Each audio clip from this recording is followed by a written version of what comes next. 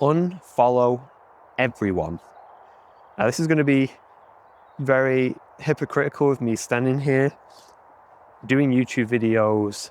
I'm not going to ask people to subscribe or, the most I'll ask is that people like the video if they enjoy it, comment if they want to ask questions or engage in like a useful conversation. But I've had this idea kind of floating around in my head for a while of unfollow everyone.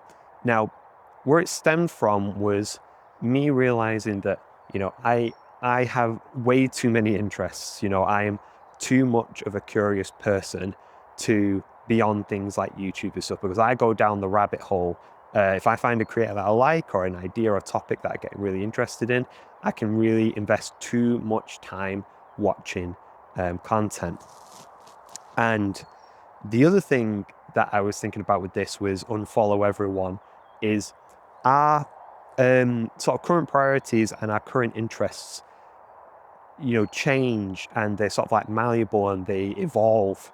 So subscribing to, to channels and people and stuff, it's not so rewarded on the platforms anymore. Maybe on things like Instagram and TikTok, I'm not really sure, but on YouTube it seems to be less of a fact. It's more topically driven, and I know that my consumption habits are more topically based, and they're more timely based as well. That's one adjustment I tried to make, is consuming content at the right time, for me, like when it's relevant and I can put it to use.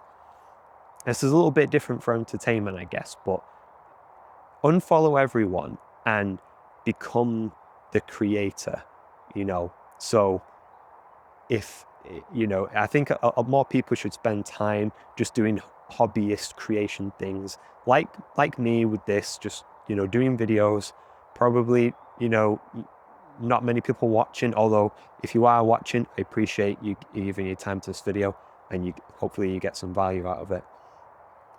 But the other thing with it is, it's more about a timeliness of consumption. So, as my interests and the priorities shift, the algorithms are very good now at servicing the right video to you at the right time.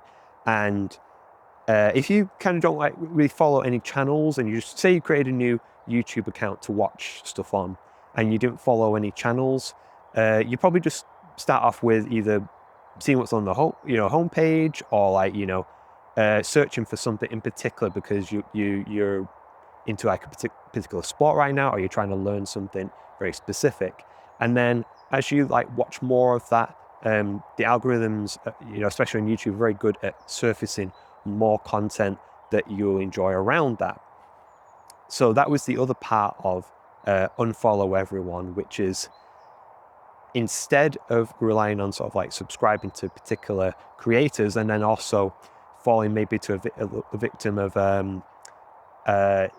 you're sort of playing favorites, or kind of only seeing kind of one view of things, especially if it's sort of in something that's more less conclusive, politics or wherever it might be, or philosophy, and getting trapped in kind of one area of a topic. You can maybe get exposure to more.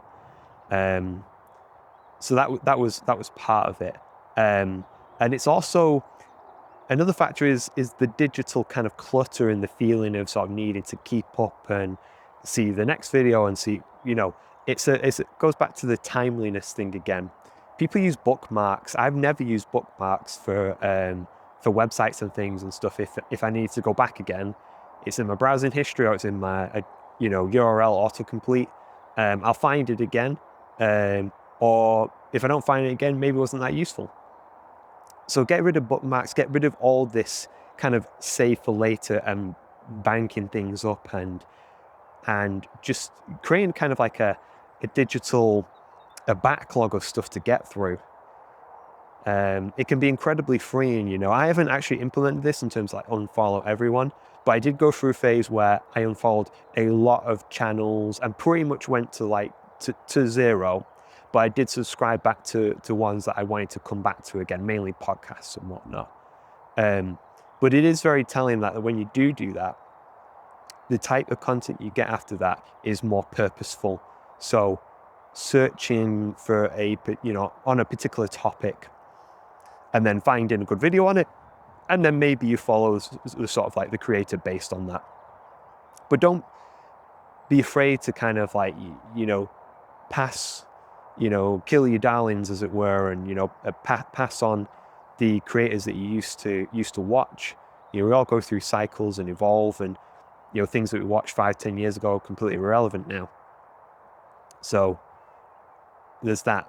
But then in the final part, which is if you're following everyone or following lots of accounts and stuff, you're not in the creative seat, you're in the consumption seat. And I think people need more of a balance of doing both.